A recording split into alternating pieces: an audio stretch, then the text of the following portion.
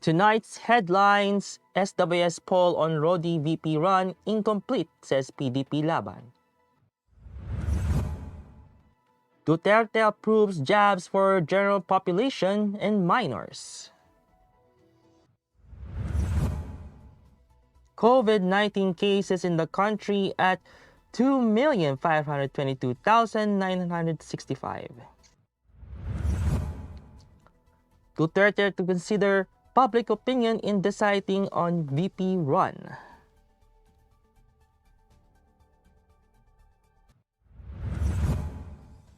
Cloudy skies, isolated rains due to typhoon trough seen. And stock snap 5-day climb.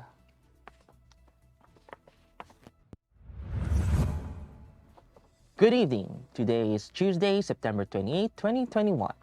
I'm Miguel Patagono and this is Tribune News on Cue. Here are the stories for this evening. The PDP Laban on Tuesday stressed that the social weather station's poll on President Rodrigo Duterte's vice presidential candidacy is incomplete. PDP Laban Secretary General Attorney Melvin Matibag said that the survey questions were incomplete as it only asked respondents if they view President Rodrigo Duterte's decision to run for vice president as unconstitutional.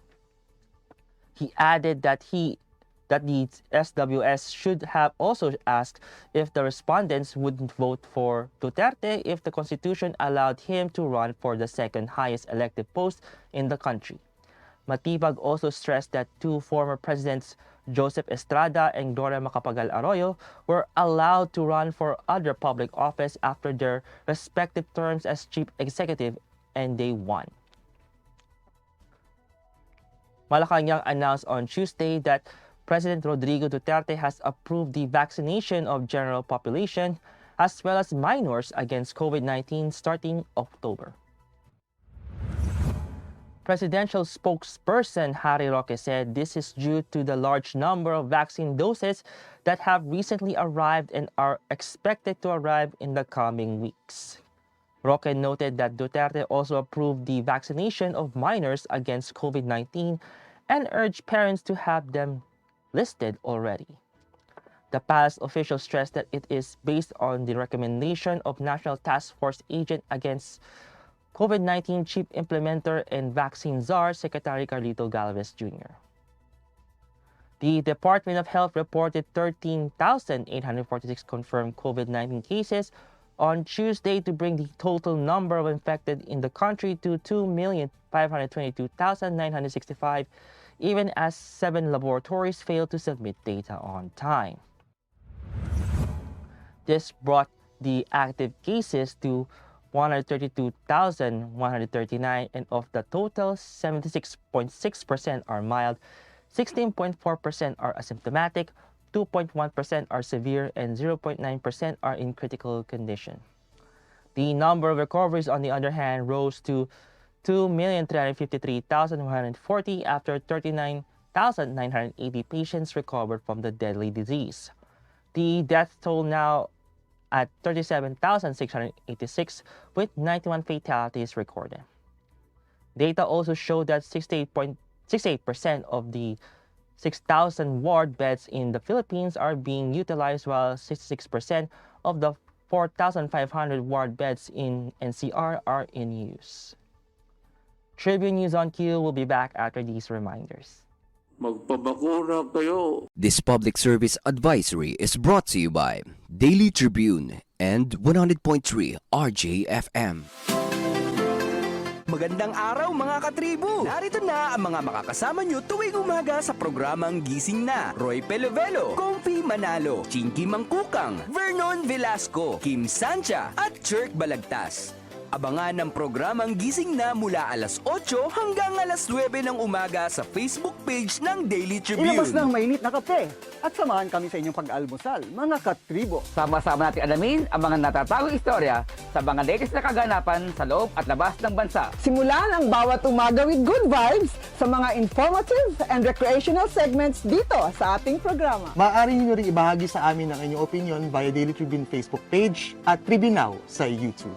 Makichika na rin sa latest showbiz happenings mga katribo. Kaya naman, magkita-kita po tayo mula Lunes hanggang Biyernes, alas 8 hanggang alas 9 ng umaga at magsama-sama po tayo sa Gising na! Magpabakura kayo. It's time for the world to know. Outstanding Filipinos in America. The 11th Outstanding Filipinos in America Awards 2021. A salute to the heroes of coronavirus. Coming back live in person at Carnegie Hall in New York City. Home to TOFA Awards since 2011.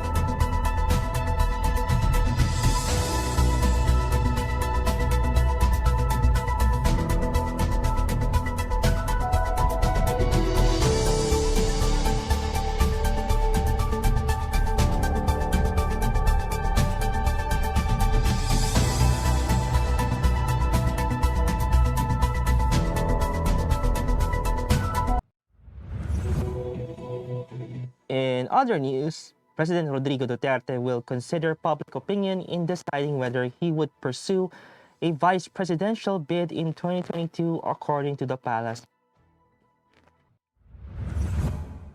Presidential spokesperson Harry Roque said in his regular press briefing that the president is sensitive to the sentiments of the public. Roque was responding to the results of a social weather station survey showing that 60% of Filipinos believe Duterte running for vice president in 2022 would violate the intent of the 1987 Constitution. The palace official, however, maintained that Duterte believes that there is no legal impediment for his possible 2022 vice presidential run.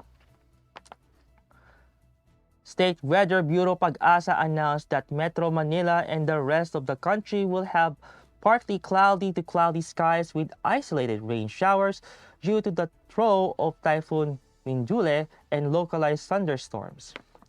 In its 24-hour forecast, Pag-asa advised affected residents to prepare for possible flash floods or landslides during the severe thunderstorms.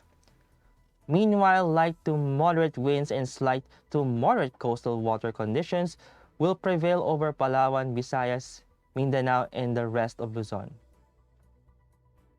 Further, the Pag-asa synoptic station at the Science Garden in Quezon City also reported a minimum temperature of 25.6 degrees Celsius and a maximum temperature of 33.8 degrees Celsius.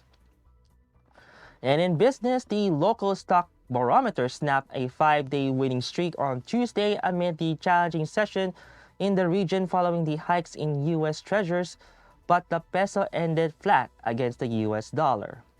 The Philippine Stock Exchange Index lost 70.9 points or 1.02% to 6,885.36 at the closing bell. The broader all shares followed with a decline of 45.23 points or 1.04% to 4,284.72. Regina Capital Corporation head of sales Luis Limningan said that Philippine shares dropped as regional markets had a choppy session and as treasury yields rose on economic recovery and inflation worries briefly hitting 1.50%, which is the highest since June. Volume totaled 2.14 billion shares amounting to 15.04 billion pesos. Decliners led advancers at 135 to 75, whilst 30 shares were unchanged. While the peso ended the day flat at 51.00 to a US dollar. That wraps up the stories tonight. Before we go, I would like to thank the SM Store, Araneta City, the Department of Tourism and Overseas Community Affairs Council member, Alan Lin of the Republic of China for their continued support. Again, this is Miguel Palatagonon and you're watching Tribune News on Cue. Stay safe, stay healthy, and stay at home. Good night and God bless us all. Mga katribo, handa na ba kayong sumayaw at manalo?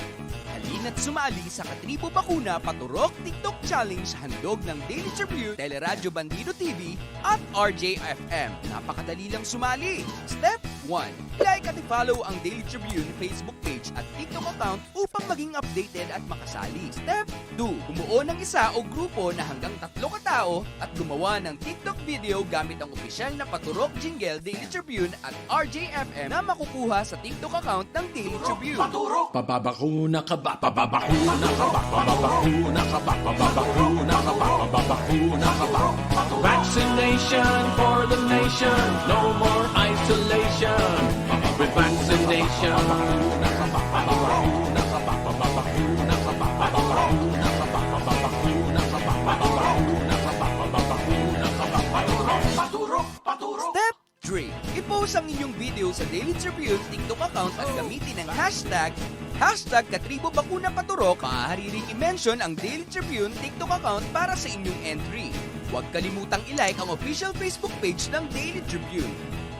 Manood at huwag kalimutang i-share ang programang Gising Na Facebook livestream mula alas 8 hanggang alas 9 ng umaga para alamin ang daily winner. Lahat pwede sumali. Make your move. Lumabas at magpaturok na ng bakuna. Paturok! Paturok!